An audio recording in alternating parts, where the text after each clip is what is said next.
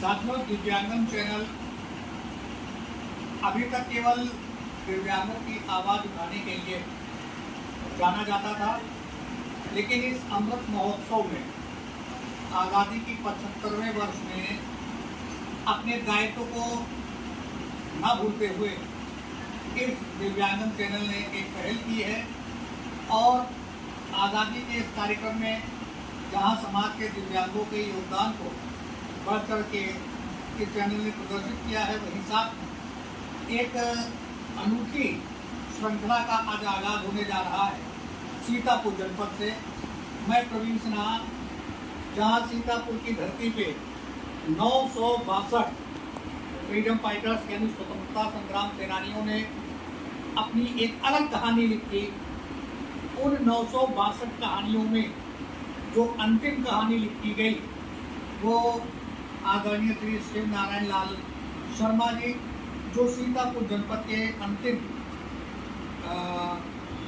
शहीद होने वाले या जिनका देहांत सत्याग्रह में हुआ, ऐसे फ्रीडम फाइटर्स के परिवार के सदस्य आज हमारे साथ बैठे हैं और आप सभी लोगों को अपने बीच में पाकर दिव्यांगन चैनल अपने आप को बहुत ही गौरवान्वित महसूस कर रहा है। साथियों, हमारे ठीक दाहिनी ओर श्री अशोक शर्मा जी, श्री शिव नारायण शर्मा जी के पुत्र, और उनके बगल में तुषार शर्मा जी, अशोक जी के भतीजे यानी कि आदरणीय शर्मा जी के पोते, और उनके दूसरे बेटे जो अब इस दुनिया में नहीं है, उनके सुपुत्र तुषार शर्मा जी। तो आइए कुछ बात करते हैं आदरणीय शिव नारायण लाल शर्मा जी, जिन्होंने सीतापुर की धरती को अपने आशीर्वाद और लहू और संघर्ष से बहुत ही गौरवान्वित किया है। अशोक जी, सबसे पहले तो आप ये बताइए कि आदरणीय शिव नारायण लाल शर्मा जी, इनकी जन्म तिथि और जन्म स्थान क्या है? इनका जन्म कानपुर में हुआ था, जो 6 जनवरी 6 नवंबर को सन कौन सा था? सन 1924। अच्छा, ये आज़ादी की लड़ाई में कौन सन में आया आदरणीय शर्मा जी? ये बॉम्बे के अंदर गांधी जी ने जिस समय करोड़ों का नारा दिया था 1942 में, तो उन्होंने उन्हीं प्रेरणा से को लेके सीतापुर में आंदोलन चालू किया और लालबाग अपने कुछ साथियों के साथ झंडा लेके कूच कर गए। उनके पीछे हजारों जनसंख्या मौजूद थी। जब लालबाग में अंदर पहुंचे, उन्होंने देखा क्या, लालबाग के अंदर भारी तैनात पुलिस मौजूद थी। जैसे अंदर गेट तोड़ के अंदर घुसे, इन्हें तो गिरफ्तार कर लिया गया और उस समय किसी अज्ञात लोगों ने पत्थर चला दिया। जो यहाँ मजिस्ट्रेट थे, उनके सर के ऊपर, टोपी के ऊपर लगा, उन्होंने गोली चलाने का आदेश दे दिया। उस समय गोली इस हिसाब से चलाई गई, सैकड़ों लोग लहूलुहान हो गए। उस समय लालबाग पार्क का नाम मोतीलाल पार्क नाम से जाना जाता था। जब धरती वहाँ की लाल हो गई तो वहाँ 6 शहीदों को दर्शाया गया कि 6 क्रांतिकारी शहीद हुए हैं। इनका नाम एक तो शायद लल्लू राम थे, नाम तो पूरा मुझको याद नहीं है, नहीं वो नाम मेरे पास। अच्छा, ये बताइए कि आज़ादी जिस वक्त मिली 15 अगस्त 1947 में, उस वक्त इन 962 फ्रीडम फाइटर्स का क्या योगदान था, या इनको समाज ने क्या सम्मान दिया? सम्मान दिया, देश आज़ादी के बाद एक तो बड़ा जश्न मनाया गया बहुत धूमधाम से। मेरे पिताजी मुरादका ब्रदर्स के अंदर काम करते थे, वहाँ इन्होंने एक झांकी बनाई, पूरा कोठी को सजाया गया, मिठाइयाँ बांटी गई। जहाँ 3 शहीदों को जिन्हें फांसी दी गई थी, उनकी झांकी दिखाई गई। जो झांकी परसों तक यादगार बनी रही। चंद्रशेखर आज़ाद थे, और भगत सिंह जी थे और सुखदेव जी, तीनों को फांसी लटकते हुए दिखाया गया।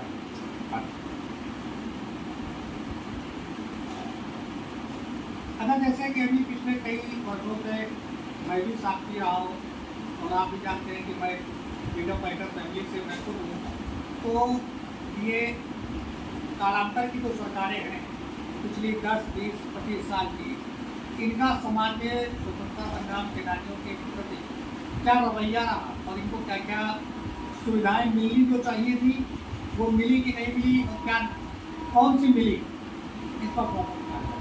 देखिए, सुविधाएं तो हर सरकार के अंदर दी गई, पर ये जो अधिकारी वर्ग थे वो पूर्ण रूप से अमल नहीं करते थे। यहाँ तक अस्पताल के अंदर वो सुविधाएं प्रथम श्रेणी की सुविधा दी जाए। प्रथम श्रेणी का अगर अस्पताल के अंदर दवाइयाँ नहीं है तो उन्हें बाजार से ला के दी जाए। अगर बाजार से आप बाहर के डॉक्टर को दिखा दें तो उसका पेमेंट जिला अस्पताल करेगा। ये सारी सुविधाएं थी। बाकी आबकारी विभाग में, जिला पूर्त विभाग में हर चीज में इनके कोटे थे, जो कि एक तो कोई लेना नहीं चाहता था। ये अच्छी चीजें हैं, सुविधाएं सब हैं, पर सरकार उसके ऊपर कोई अमल नहीं कर पाती थी। हाँ, सरकारी स्तर पे बहुत सारी छूटें आती रही और हर जगह, जैसे आज युवा वर्ग के लिए नौकरी में कोटा है, वैसे हर जगह पर फ्रीडम फाइटर का कोटा है।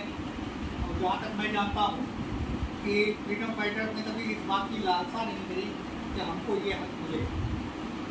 साथियों, हमारे साथ आदरणीय श्री शिवनारायण लाल शर्मा जी के पोते तुषार शर्मा जी बैठे हैं।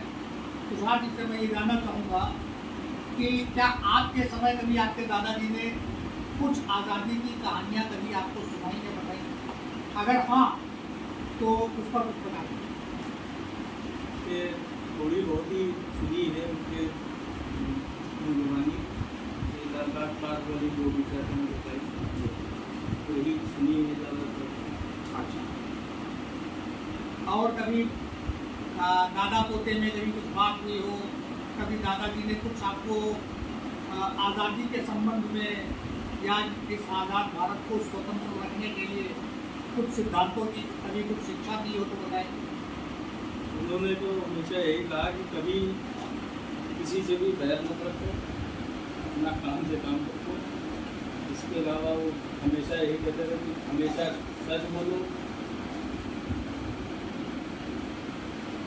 अशोक जी, अब सीतापुर जनपद में कोई भी स्वतंत्रता संग्राम सेनानी इस वक्त नहीं, और जैसे कि कल हमने देखा 15 अगस्त के कार्यक्रम में हम भी थे, और 15 अगस्त का कार्यक्रम एक वो कार्यक्रम है जहाँ की अध्यक्षता अभी तक कोई ना कोई एक स्वतंत्रता संग्राम सेनानी करता रहा। कल पहला अवसर था कि यहाँ पर कोई सेनानी हमारे मौजूद नहीं था। तो अब आप लोग उस आर्थिक परिवार के मेंबर हैं, अब आपकी क्या अपेक्षाएं हैं सरकार से? देखिए, सर्वप्रथम तो कल जो हुआ मेरी निगाह के जो गलत था। अगर उन्हें अध्यक्षीय पद किसी को वहाँ बैठाना था तो कोई भी स्वतंत्रता संग्राम सेनानी परिवार के एक सदस्य को बैठा देते तो उनकी गरिमा बनी रहती, पर ऐसा नहीं किया। ये दुर्भाग्य, इसको मैं दुर्भाग्य ही कहूँगा। आपकी अपेक्षाएं क्या है सरकार से? हमारी अपेक्षा बस इतनी है कि एक तो स्वतंत्रता संग्राम सेनानी आश्रितों के लिए और स्वतंत्रता संग्राम सेनानी के लिए एक संग्रहालय बनाया जाए जिसमें समस्त स्वतंत्रता संग्राम सेनानी के जीवन की कथाएं उस संग्रहालय के अंदर मौजूद हों, जिसकी सारी किताबें मेरे पास मौजूद भी हैं। और मैं चाहता हूँ जो ये सरकार साल कम्बल छाता बांट रही है, इसे बंद करके अगर 15 अगस्त मनाते हैं तो 15 सरकारी नौकरियां स्वतंत्रता संग्राम सेनानी आश्रित परिवारों को दी जाए, जो बेरोजगार घूम रहे हैं, पढ़े लिखे हैं, कोई रिक्शा चला रहा है, कोई होटल के अंदर काम कर रहा है, ये मैं चाहता हूँ। और इसी प्रकार 26 जनवरी 2 अक्टूबर 26 जनवरी हो तो 26 स्वतंत्रता संग्राम सेनानी परिवार को दिया जाए, 2 अक्टूबर को तो 2 स्वतंत्रता संग्राम। और इस प्रकार से मैं समझता हूँ सरकार के आगे हम ये मांग भी रखेंगे और रख भी चुके हैं, और अभी तक इस चीज़ के ऊपर अमल नहीं हुआ। मैंने भी प्रधानमंत्री जी को एक पत्र लिखा था जिसमें मैंने कहा था कि जो खेल खिलाड़ी हैं, ओलंपिक में जीत के विजेता हैं, उन्हें 3-3 करोड़, 2-2 करोड़, 1-1 करोड़ दिया जा रहा है। क्या ये स्वतंत्रता संग्राम सेनानी और उन्हें सरकारी नौकरी भी दी जा रही है? तो जब इतना पैसा भी दिया जा रहा है, साथ में सरकारी नौकरी दी जा रही है, तो क्या स्वतंत्रता संग्राम सेनानी के परिवार को मैं कहता हूँ तो पैसा ना दे के एक सरकारी नौकरी दे दे, जिससे उनके परिवार का भरण पोषण हो। आपके इस प्रस्ताव को दिव्यांगम चैनल देश के राष्ट्रपति तक पहुंचाने का पूरा प्रयास करेगा।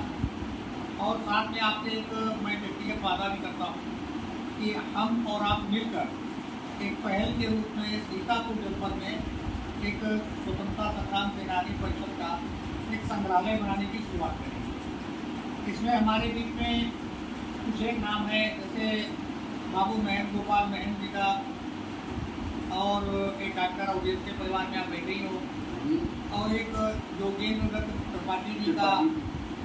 ये 3-4 जो शहर में इन लोगों से शुरुआत करते हैं, फिर महमूदाबाद के ताराचंद महसूरी तक और खैराबाद के फजले हक तक, सब तक पहुँच करके एक संग्रहालय बनाने की शुरुआत हम और आप करेंगे।